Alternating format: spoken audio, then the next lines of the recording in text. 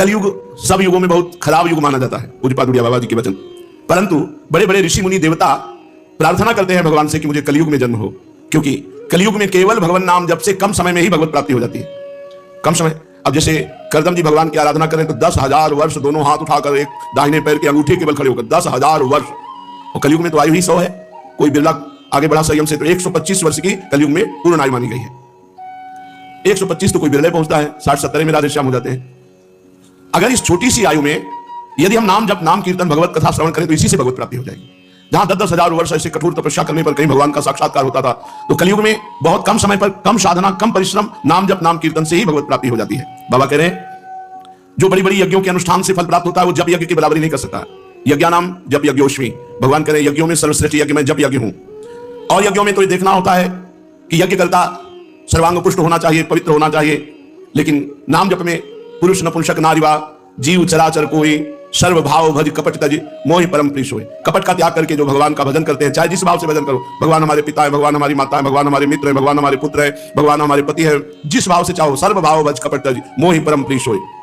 इसलिए चाहे बालक हो, चाहे बूढ़ा हो, चाहे रोगी हो, चाहे स्त्री हो, चाहे कोई भी हो, भगवान नाम सबको परम पद प्रदान करने में समर्थ है। तो कलयुग में भगवान नाम, कलयुग केवल नाम आधारा, सुमिर सुमिर नर उतर ही पारा।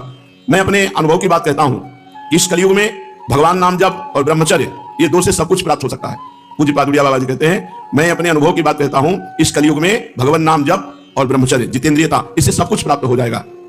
तत्व ज्ञान कलयुग में प्राप्त करना बहुत कठिन है, पर नाम जापक को तत्व ज्ञान भी हो जाएगा। तत्व ज्ञान परम पवित्र हृदय वालों के ही हृदय में स्फुरित होता है, और नाम जप से हृदय परम पवित्र हो जाता है। समस्त पवित्रताओं का स्वरूप है कि संसार का चिंतन न हो, प्रभु का चिंतन हो। आपका हृदय पवित्र हो गया, इसकी पहचान अब संसार का चिंतन नहीं होता, अब प्रभु का चिंतन होता है।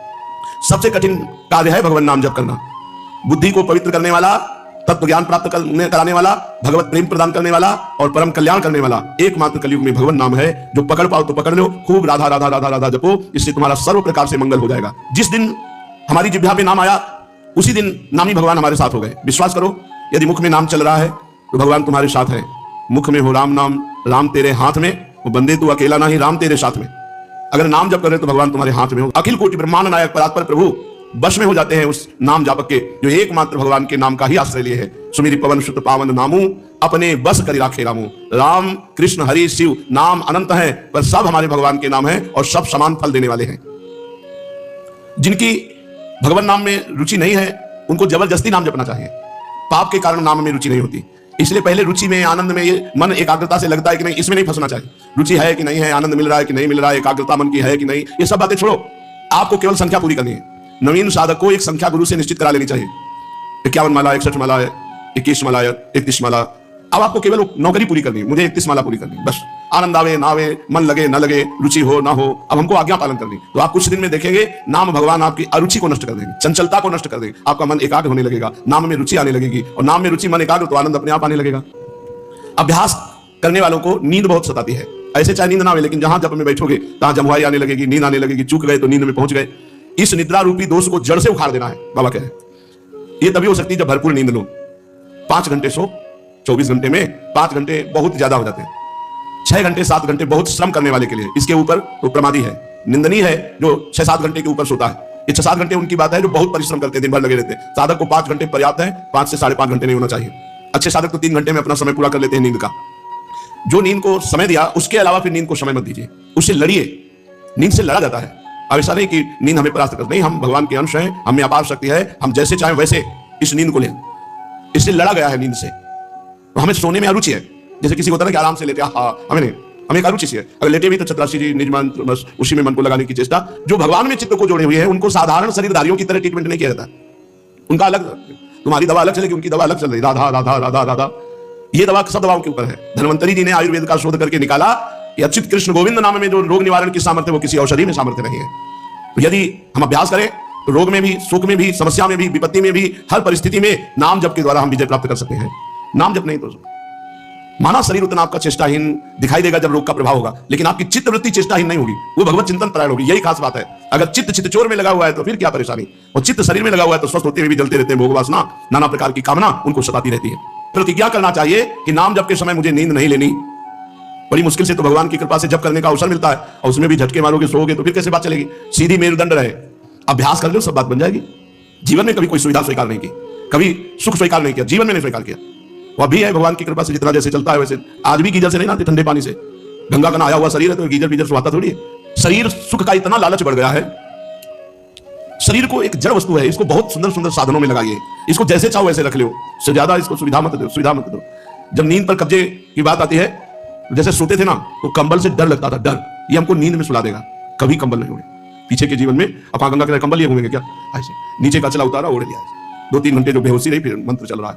अपने जीवन को भगवदानंद में, मार इतनी मोटे मोटे गद्दे, इतनी मोटी रजाई, और उसमें भजन होगा तुम्हारा, लेटते ही विषय चिंतन होगा। भजन तो होता है, कुशासन में लेट के देखो, एक कुशासन यहाँ हितधाम में, ऊपर मार्किन बस, कुशासन में लेट के देखो, विषय चिंतन थोड़ी होगा, भगवत चिंतन होगा। हर वस्तु का अपना प्रभाव है। अब ऐसे ऐसे गद्दा चले हैं, इतने मोटे मोटे गद्दा, साधक तकिया और गद्दा और रजाई, साधक बिल्कुल विपरीत बात है। एक चटाई, बहुत वो झीना कंबल, हाथ की तकिया, आधा घंटे 2 घंटे 2.5 घंटे विश्राम, बैठ करके भजन। भजन के लिए जीवन एक अलग होता है भैया। नाम कीर्तन का अलग सुख, नाम जप का अलग सुख, भगवत कथा का अलग सुख, भगवत लीला चिंतन का अलग सुख, भगवत सेवा का अलग सुख, भक्तों के संग का अलग, ये आनंद होता है, भोगानंद थोड़ी होता है। तो इसीलिए कह रहे हैं बाबा कि अभ्यास जब आपका भजन का चला, उस समय नींद को जड़ से उखाड़ कर फेंक दो कि नींद ना आने पाए, समय से सो लो, और जो समय भजन का उसमें नींद ना आने पाए। जोई नाम से ही कृष्ण भज निष्ठा करी, नामेर सहित आछे आपन श्री हरि। जो भगवान का नाम है वही कृष्ण साक्षात है। ये बाद में नाम जपते रहो, तुम खुद अनुभव कर लोगे कि कृष्ण नाम साक्षात कृष्ण है, राधा नाम साक्षात राधा किशोरी जी है। भगवान के स्वरूप में नाम जापक का प्रेम हो जाता है, पर नाम में प्रेम होना कठिन होता है। नाम में प्रेम हो गया तो भगवान के स्वरूप में प्रेम हो जाएगा। बहुत महिमा नाम की है। और सही पूछो, माया ऐसे प्रपंच फैला देती है धार्मिक साधनों की कि नाम में रुचि पैदा करने का समय ही नहीं रह जाता। बोले अमुक कार्य है, अमुक धर्मानुष्ठान है, बस वो एक बाहरी बातों में। नाम जप में नहीं, सच्ची कहते हैं लाखों में कोई एक होगा जो नाम जप का नियम लिए होगा। लाखों साधन करने वालों में कोई एक होगा जो नाम जप का नियम लिए होगा। नहीं, ऐसे समय बहता चला जा रहा है काल के प्रवाह में, ये करना है, वो करना है, ऐसा है, उस संगोष्ठी में जाना है, वहां ये कार्य करना। नाम जप अंदर से निरंतर चिंतन बहुत कठिन बात है। जब तक नाम जप में रुचि नहीं होगी तो भगवान के स्वरूप में प्रेम नहीं होगा। अपना यश कीर्ति प्रभाव इस पर चिंतन होता है। जिसने बहुत दिन तक गुरु की सेवा नहीं की, उससे नाम में प्रेम नहीं हो सकता। असली में गुरु भक्त के ही हृदय में नाम प्रेम जागृत होता है। जिसने बहुत समय तक गुरु सेवा की हो तो उसे नाम प्रेम प्राप्त हो जाएगा, और नाम से भगवान के स्वरूप की अनुभूति हो जाती है। नाम का स्मरण प्रेममय कर देता है। नाम का स्मरण किए बिना रहा न जाए, यही खास बात है। जब इष्ट नाम में प्रेम हो जाता है तो नाम लेने के साथ साथ आंसू बहने लगते हैं और एक बेहोशी सी आने लगती है। जब आंसू आने लगे और बेहोशी आने लगे नाम जप का ही केवल होश रह गया और सब बेहोशी, तो समझना चाहिए अब नाम का नशा चढ़ रहा है। जैसे भगवान का भक्त स्मरण करता है, ऐसे भक्त का भगवान भजन करते हैं, भगवान स्मरण करते हैं। देखो, एक और श्री किशोरी रूप कृष्ण कृष्ण कृष्ण, तो दूसरी ओर श्री कृष्ण राधा राधा राधा, ऐसा रखते हैं पूज्य बाबा कह रहे हैं। इससे निश्चय होता है कि यदि आप भगवान का स्मरण करेंगे तो भगवान आपका स्मरण करेंगे, और जब बिसरियो ना बिसारी हो ये स्थिति आ गई तो आप दूसरे की कोई बात ही नहीं रहेगी, केवल भगवदानंद। चलते हैं श्रीमद् भागवत महापुराण, प्रसंग चल रहा है। मिथिलाधिपति विदेहराज जनक जी महाराज 9 योगीश्वरों से प्रश्न करते हैं। यानी यानी ही कर्माणि यैर्यैः स्वच्छंद जन्मभिः चक्रे करोति कर्ता वा हरिस्तानि ब्रुवन्तु नः। राजा निमि ने पूछा, महाराज 9 योगीश्वरों, भगवान स्वतंत्रता से अपने भक्तों की भक्ति के बस होकर अनेकों प्रकार के अवतार ग्रहण करते हैं, अनेकों लीलाएं करते हैं। आप लोग कृपा करके भगवान की उन लीलाओं का वर्णन कीजिए जो वे अब तक कर चुके हैं, कर रहे हैं या आगे करेंगे। द्रुमिल जी महाराज 7वें योगीश्वर बोले, योवानन्तस्य गुणानन्ता ननु क्रमिष्यन् सतु बाल बुद्धि रजांसि भूमेर्गणयेत् कथंचित् कालेन नैवाखिल शक्ति धाम्नः। महाराज विदेहराज, भगवान अनंत हैं और भगवान के गुण भी अनंत हैं। जो ये सोचता है कि मैं भगवान के गुणों का पार पा जाऊंगा, या वो मूर्ख है या बाल बुद्धि, वो अभी बालक बुद्धि है। यह तो संभव है कि कोई किसी प्रकार से पृथ्वी के धूल कणों को गिन ले, असंभव है पर ऐसा हो सकता है, कोई कर ले। बोला धूल कणों को कैसे कोई गिन सकता है? परंतु समस्त शक्तियों के आश्रय भगवान के अनंत गुणों का कोई कभी भी किसी भी प्रकार से पार नहीं पा सकता।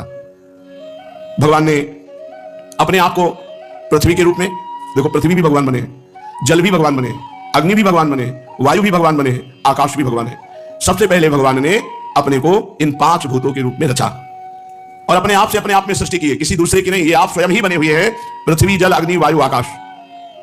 जब इनके द्वारा विराट शरीर ब्रह्मांड का निर्माण करके उसमें लीला से प्रभु अंतर्यामी रूप से प्रवेश करते हैं, भोक्ता रूप से नहीं, क्योंकि भोक्ता तो अपने पुण्यों के फलस्वरूप देहाभिमानी जीव कहा जाता है। तो जो अंतर्यामी रूप से प्रभु विराजमान रहते हैं उनको नारायण कहते हैं। वो आदिदेव नारायण पुरुष नाम से, यही भगवान का पहला अवतार है। भगवान पंचभूतों के रूप में फिर उनमें लीला से अपने अंश अंतर्यामी रूप से प्रवेश करते हैं, उन्हें आदिदेव नारायण को पुरुष कहते हैं। यही भगवान का पहला पुरुषावतार है। उन्हीं के इस विराट ब्रह्मांड शरीर में तीनों लोक स्थित हैं। उन्हीं की इंद्रियों से समस्त देहधारियों की ज्ञानेंद्रियां और कर्मेंद्रियां बनी हैं। ये ज्ञानेंद्रियां और कर्मेंद्रियां भगवान की ही शक्ति से बनी है। उनके स्वरूप से ही स्वतः सिद्ध ज्ञान का संचार होता है। भगवान के श्वास प्रश्वास से समस्त शरीरों में बल आता है। इंद्रियों में इंद्रिय शक्ति, ओज और कर्म करने की शक्ति प्राप्त होती है। उन्हीं सत्वादि गुणों के संसार की स्थिति, उत्पत्ति और प्रलय करने वाले जो विराट शरीर के शरीरी हैं, वे ही आदिकर्ता भगवान नारायण हैं। पहले पहले जगत की उत्पत्ति के लिए भगवान ने रजोगुण के अंश को स्वीकार करते हुए ब्रह्मा रूप में भगवान प्रकट हुए। वे आदि पुरुष ही संसार की स्थिति के लिए अपने सत्वांश से भगवान यज्ञपति विष्णु के रूप में प्रकट हुए। वे ही तमोगुण के अंश से जगत का संहार करने के लिए भगवान रुद्र महादेव के रूप में प्रकट हुए। इस प्रकार रजोगुण ब्रह्मा, शतोगुण विष्णु और तमोगुण भगवान रुद्र, भगवान शंकर, इस प्रकार जगत की उत्पत्ति ब्रह्मा, पालन भगवान हरि और संहार भगवान शिव, ये भगवान ने रूप धारण किए। दक्ष प्रजापति की एक कन्या का नाम था मूर्ति।